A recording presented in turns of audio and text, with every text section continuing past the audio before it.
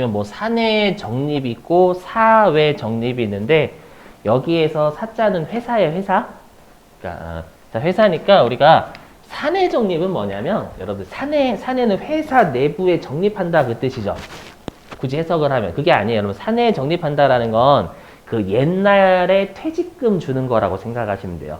옛날에 퇴직금을 줄 때는 특히 이제 저 그 어렸을 때만 하더라도 그 퇴직금을 요즘 여러분들 그 계좌로 쏘죠.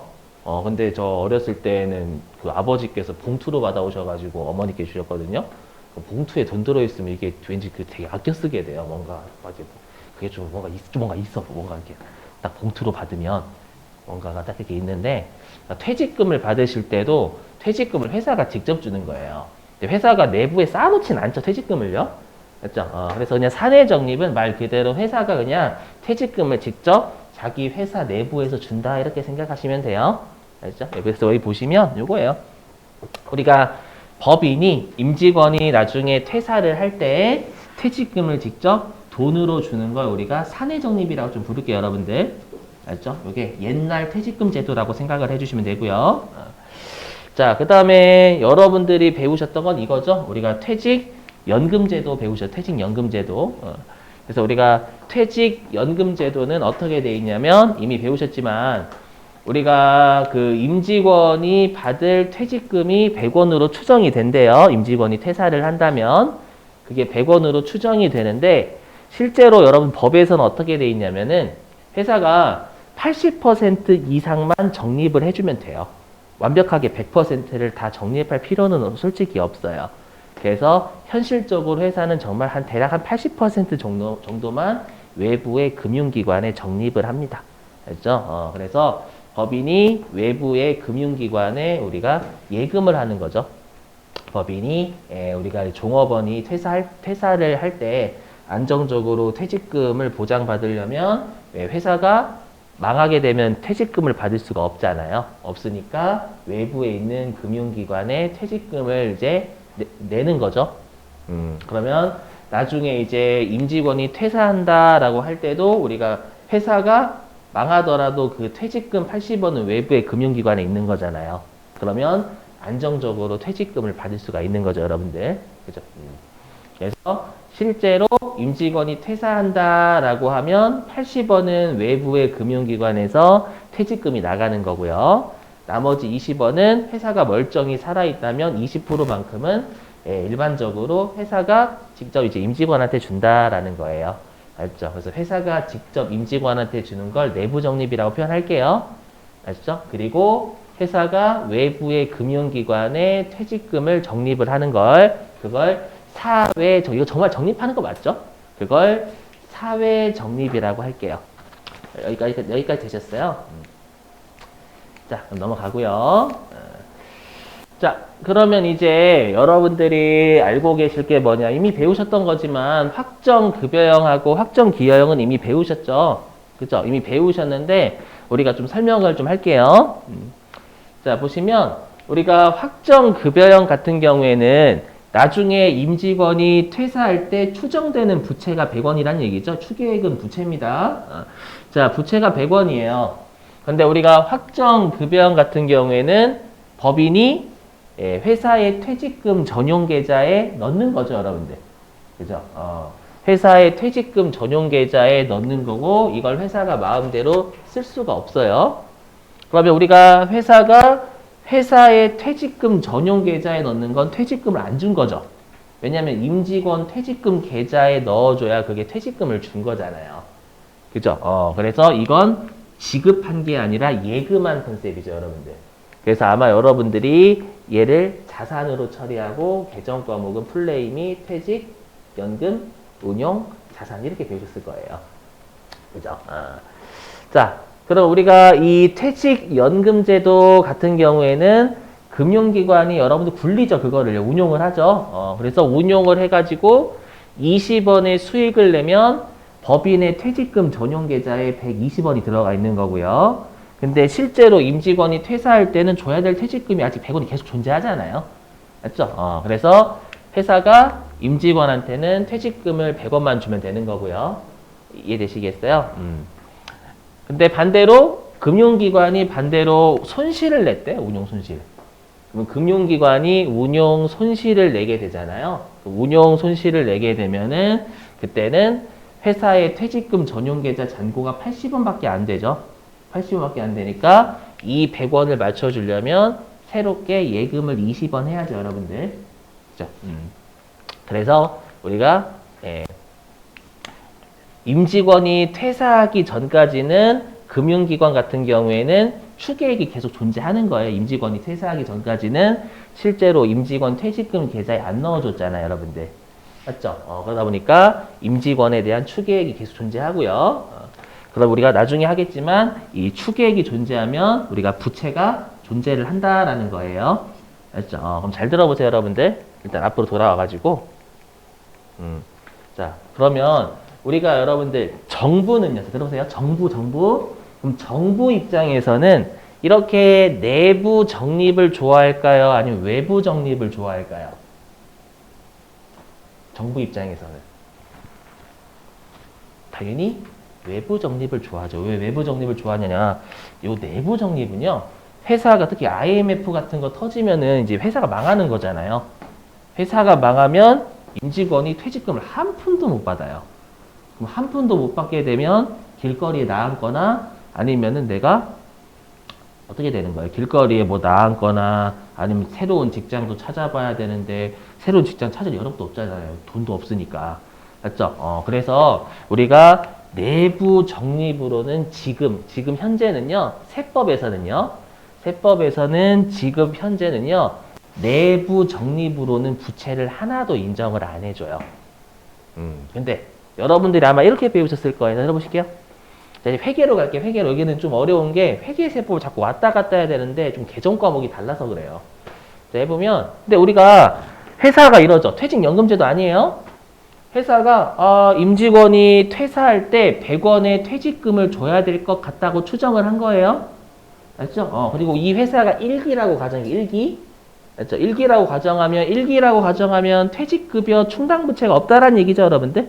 그죠? 그러면 우리가 기말에 이렇게 잡잖아요, 기말에 어떻게 잡냐면 차변에 퇴직급여 충당부채.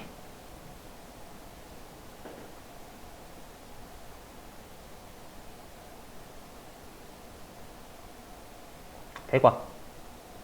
그 다음에 차변에 퇴직급여 잡죠, 여러분들. 이렇게. 기억나시죠, 여러분들? 이게 일기다라고 하면 퇴충이 하나도 없는 거잖아요. 그럼 전액 다 우리가 퇴충 잡으면서 비용 잡을 수 있죠. 그럼 잘 보세요. 여러분, 이 부채는 지금 부채예요? 아니면 미래에 나갈 부채예요? 그죠? 이 100원은 종업원이 실제로 퇴사 아직 안 했다고 가정하면 종업원이 퇴사 아직 안 했다라고 가정하면 미래에 나갈 부채예요. 맞죠? 미래에 나갈 부채인데 지금 부채로 인정을 받는 거죠. 만약 예를 들어가지고 이거 분기를 오래 끊는다라는 건 미래에 나갈 부채인데 지금 미리 부채로 인정받잖아요. 그러면 그만큼 비용을 인정을 미리 받는 거죠. 맞죠? 비용을 인정 미리 받으면 세금이 어떻게 돼요? 줄죠. 맞죠? 회사 입장, 우리가 세무서 입장에서는 미래에 나갈 부채인데 지금 당장의 부채로 인정해주면 차변에 비용이 오니까 미리 비용을 인정해주니까 세무서 입장에서는 세금이 주는 거고요. 반대로 회사 입장에서는 세금이 주니까 좋죠. 그죠? 이 둘과의 싸움이에요. 그러면 세법은 정말 이 미래에 지급할 부채를 지금 미리 부채로 인정해 주려면 어떤 입장이냐면 야, 우리가 여태까지 했던 거 이거 추정되는 거죠. 기말에 모든 임직원이 퇴사할 때 100원의 퇴직금을 줘야 될 것 같다. 근데 1기니까 다 부채 잡고 비용 잡잖아요. 맞죠? 이거는 추정되는 거죠. 엄밀히 얘기하면. 그죠? 근데 여기 오른쪽 보세요. 자, 오른쪽은 회사가 외부의 금융기관에 80원을 정말 넣어놨죠. 그죠? 그럼 80원을 넣어놨으면 나중에 종업원이 퇴사를 할 때 80원만큼 명확하게 줄 수 있는 금액이죠. 그죠? 이건 추정되는 거지만 요거는 명확하게 줄 수 있는 거잖아요. 맞죠? 그럼 세법 입장에서는 야, 외부의 금융기관에 적립을 해야지만 그 금액만큼 확실하게 종업원한테 나중에 퇴사할 때 줄 수 있으니까 반드시 외부 적립을 해야지만, 이렇게 외부의 금융기관에 적립을 해야지만 미리 부채를 인정해. 지금 줄 거야. 미래에 나갈 부채지만 지금 미리 부채를 인정해줘서 비용을 인정해 줄 거야. 이렇게 돼 있어요. 이해되세요? 그래서 지금 현재는 우리가 외부 적립을 하지 않으면 부채를 하나도 인정해 주지 않습니다. 세법. 세법은 우리가 외부 적립을 하지 않으면 추정되는 부채잖아요. 추정되는 부채 요거 하나도 인정해주지 않아요. 지금 현재는요.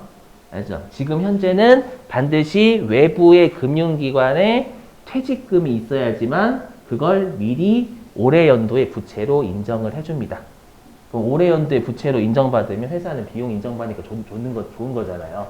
그 비용을 미리 인정받으려면 외부의 금융기관에 퇴직금을 넣어놓으라는 거예요. 아셨죠? 하지만 지금은 제가 여러분들 뭐라고 했냐, 꼭 외부에 적립해야지만 여러분들 우리가 부채로 인정해준다라고 했었잖아요. 네, 제가 이제 세법 했을 때가 2008년도부터 세법을 조금씩 했거든요. 그때 제가 공부할 때만 해도요, 우리가 이렇게 외부 적립을 하지 않죠. 외부에 적립을 하지 않더라도요, 우리가 한 30% 정도를 우리가 부채로 인정을 해줬었어요, 옛날에도.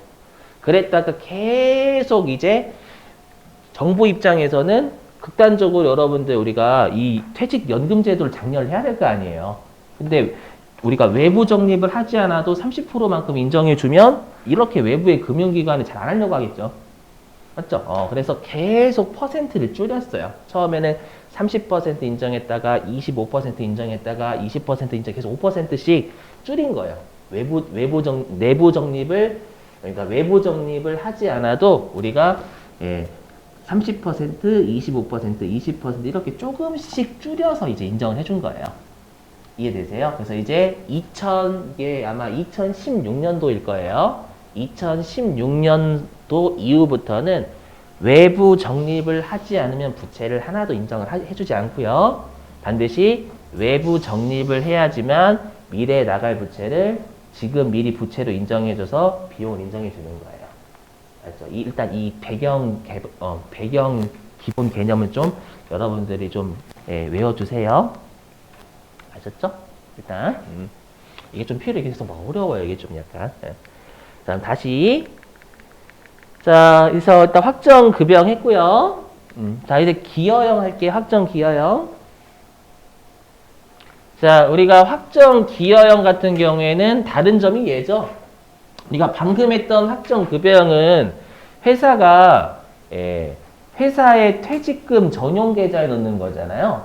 근데 요 확정 기여형 같은 경우에는 회사가 외부에 있는 금융기관에 퇴직금을 넣는데 그걸 임직원 퇴직금 계좌에 넣는 거죠, 여러분들. 그죠? 그러면 그 임직원이 받을 퇴직금이 100원으로 예상이 된대요. 근데 회사가 기여형 같은 경우에는 우리가 회사의 임직원 퇴직금 계좌에 이거는 퇴직금을 주고 있는 거죠.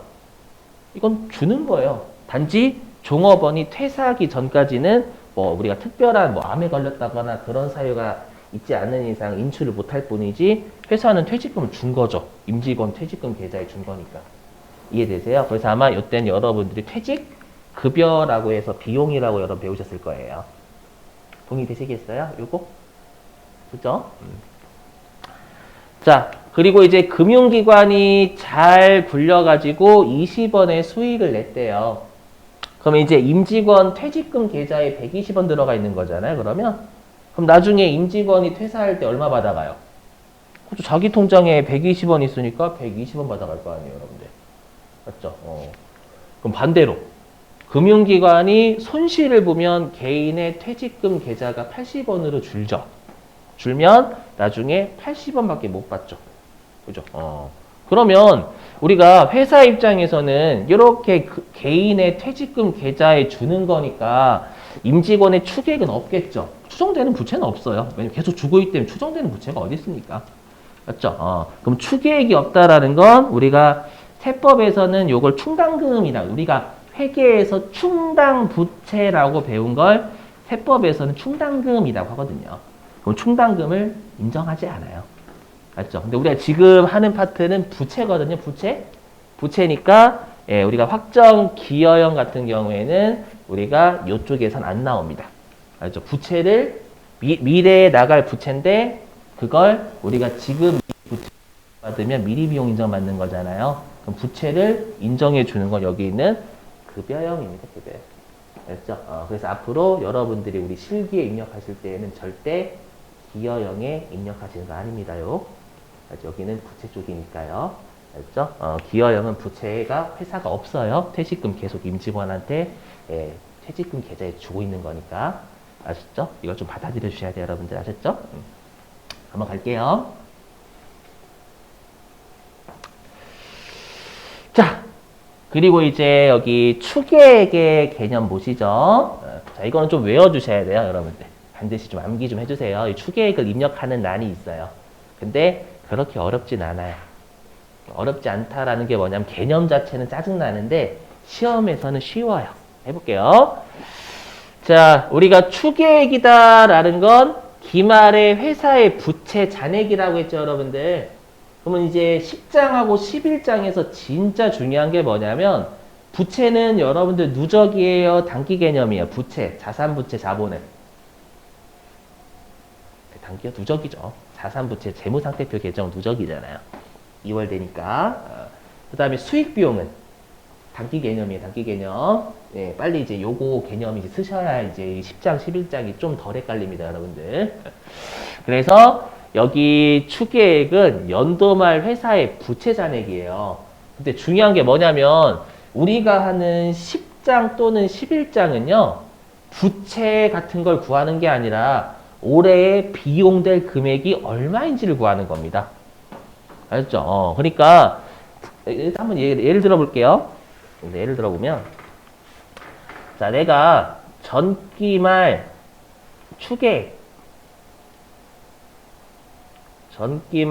추계액이 예를 들어서 200원이라고 가정할게요. 그럼 이거는 전기말 부채 잔액이죠, 여러분들.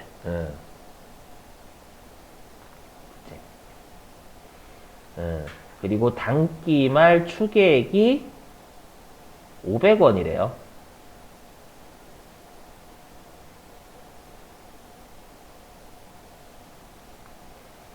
그럼 얘는 단기말 부채죠. 그죠? 그러면 요 300원이 단기에 증가한 부채죠, 여러분들. 되세요? 근데 우리가 지금은 비용 구하는 거, 여기의 핵심은 올해의 비용을 얼마로 볼 거냐라는 거예요. 그러면 항상 올해의 비용, 이거 분기 어떻게 해요? 요거 우리가 분기할 때 대변으로 퇴충이라 좀 할게요. 퇴충 300원 늘리죠, 여러분들. 500원이 기말에 있어야 되는데 이미 200원은 있잖아요, 여러분들. 그러니까 300원만 퇴충 더 늘리는 거죠. 이건 아시죠? 그리고 차변에 퇴직급여 같은 비용 잡잖아요. 그러면 지금 우리가 하는 10장이나 11장 같은 경우에는 올해의 비용을 구하는 게 올해의 송금 받을 금액. 맞죠? 올해의 송금 받을 금액은 500원이 아니라 300원이 300원. 맞죠? 그래서 여기 기억하실 게 뭐냐면 여러분들이 세법상 송금은 단기의 부채의 증가액이지 단기말 부채 잔액이 아니에요. 이해되시겠어요? 조선말? 이해되신 것 같으니 넘어가고. 자, 그러면 우리가 이제 단기말 부채 잔액 추계액이 총 두 가지가 있습니다. 여러분들이 배우신 추계액이 아마 동그라미 1번일 겁니다. 동그라미 1번이 뭐였었냐? 우리 그 회계 1급 때 퇴직급여 추계액이 이렇게 배웠죠? 기말에 모든 임직원이 원샷으로 퇴사를 한다고 추정을 하죠. 한다면 회사가 줘야 될 퇴직금 예상액 있죠. 그걸 우리가 일시 퇴직 추계액이라고 합니다. 용어는 좀 알고는 계셔야 돼요. 자, 근데 동그라미 2번 추계액은 처음 보시죠? 여기 갑자기 여기 읽어보세요, 여러분들. 여기 보험 수익 기준 추계액인데 이거 이해되세요? 무슨 말인지? 그죠? 막 개소리 같은데 무섭다 이렇게 막 무서운 추계액이다 이름만 봐도 이게 뭔 소리야?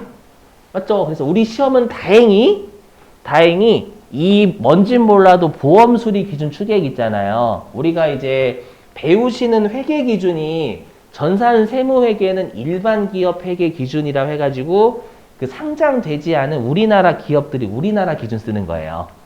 근데 여러분 혹시 국제 회계 기준이라고 있는 것도 들어보셨어요? 국제 회계 기준은 여러 국가들 있죠. 여러 국가들 한 140 몇 개인가? 그 국가들이 공통적인 회계를 쓰는 거고 그거는 우리가 상장 기업들이 주로 써요. 우리나라 상장 기업들은 무조건 국제 회계 기준 강제거든요. 강제. 알죠? 거기서는 추계액을 요걸 안 써요. 일시퇴직 추계액을 안 쓰고요. 뭔진 몰라도 요 보험 수리 기준 추계액이라는 걸 써요.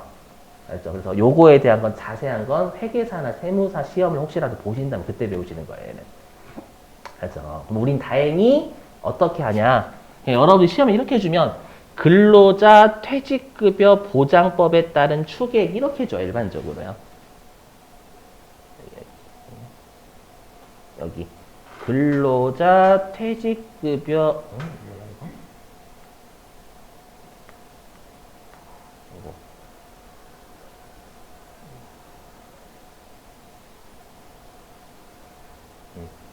근로자 퇴직급여 보장법에 따른 추계액 일반적으로 이렇게 줘요. 아시죠? 그럼 이렇게 주면 여러분은 보험 수리 기준 추계액이다라고 외워주시면 되는 거예요. 아시죠? 우리 시험 그래도 쉬워요. 이렇게 하면. 그리고 이거 암기해 주셔야 돼요. 세법은 무조건 이 뭔진 몰라도 일시 퇴직 추계액하고요. 보험 수리 기준 퇴직 추계액의 둘 중에 큰 것을 씁니다. 이거는 좀 반드시 외워주셔야 됩니다. 나중에 입력할 때 이 두 개를 같이 주면 큰 거를 적으셔야 됩니다. 알죠? 그것만 외워주시면 돼요, 여러분. 다행히, 우리 시험 다행히.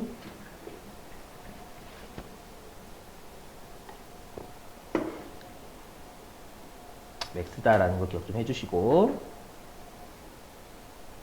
자, 그 다음에 또 짜증나는 게 뭐냐면, 자, 들어보실게요. 자, 여러분들이 우리가 그 회계에서 퇴직급여 충당부채 배우셨죠? 그죠? 근데 퇴직급여 충당부채 배우실 때 그게 외부 적립인지 아니면 내부 적립인지 이런 거 하나도 안 배우셨잖아요. 그렇죠? 우리가 퇴직연금 제도는 배웠지만 퇴직연금 제도에서 부채를 뭐 개정 과목을 다른 거 쓴다 이렇게 배우신 적 없죠? 우리 대화 좀 대화 좀. 그죠? 우리가 부채의 개정 과목을 구분하지 않죠. 회계는 부채의 개정 과목을요. 외부 적립의 부채든 내부 적립의 부채든 부채의 개정 과목을 아마 여러분들이 구분한다라고 안 배우셨을 거예요. 맞죠? 그거 좀 필요해요. 그래서 여기 보시면 자, 일반 기업 회계 기준은 우리가 배우고 있는 회계 기준이죠. 그죠? 우리 재무회계에서 이 일반 기업 회계 기준에서는요. 외부 적립으로 인정되는 부채든 내부 적립은 내부 적립한 거 아니에요. 회사가 외부 적립을 하지 않아도 인정되는 거 우리가 내부 적립이라고 할게요, 여러분들. 자, 우리가 외부 적립이든 내부 적립이든 부채 개정 과목은 회계에서는 다 퇴직급여 충당 부채라는 개정 과목을 씁니다, 여러분들. 되세요? 그죠? 자, 그리고 일반 기업 회계 기준에서는 부채를 그냥 추계액의 100%를 다 인정해 줍니다. 추계액의 100%를 다 인정해 줘요. 자, 근데 조심하실게요, 여기요. 자, 우리가 세법에서 여기다 적어 놓을게요. 세법에서는요. 우리가 외부 적립을 하지 않아도 외부 적립을 하지 않더라도요.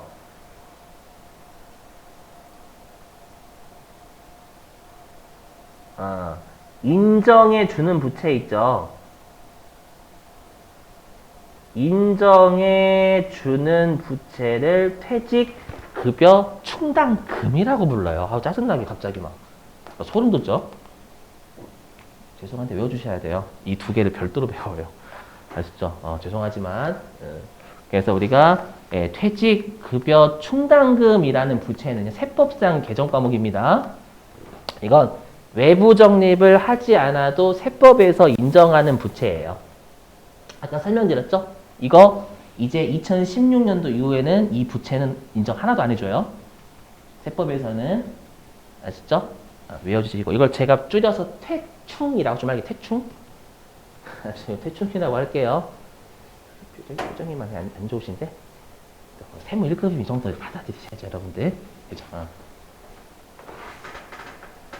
자, 그리고 여기 퇴직연금 충당금이요. 요 퇴직연금 충당금은요, 외부 적립을 해야지만,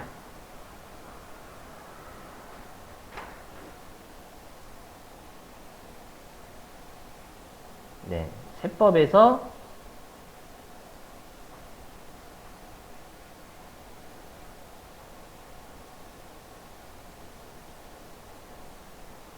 네, 인정해 주는 부채를 우리가 퇴직연금 충당금이라고 합니다.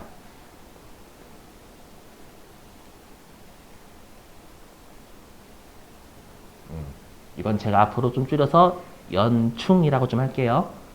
그래도 되겠죠? 다시 한번.